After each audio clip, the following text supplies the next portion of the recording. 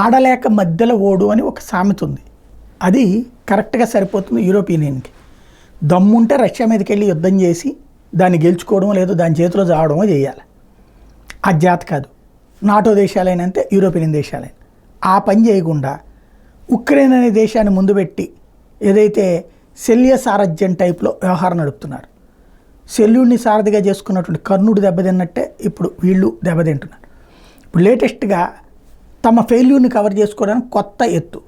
Russia అంట European దేశాల్లో ఉగ్రవాదాన్ని పెంచి పోషిస్తుందట, తీవ్రవాదుల చేత దాడులు చేపిస్తుందట. ఉల్టా చోర్ కొత్తాలంకే డాంటే తరహాలో రష్యాలో ఇప్పటికీ 3 పేలుళ్ళు జరిగినాయి లోపల.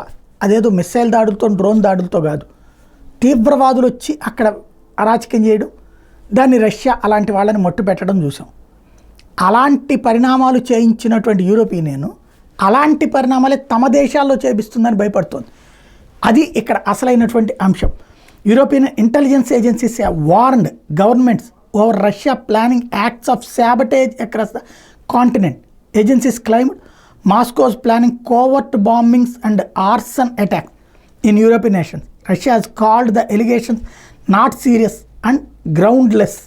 ఇది రష్యా ఇలాంటి ఆరోపణలు తోసిపుచ్చింది, ఎలాంటి ఆధారపు లేని ఆధారరహితమైనటువంటి ఆరోపణ అని విమర్శించింది.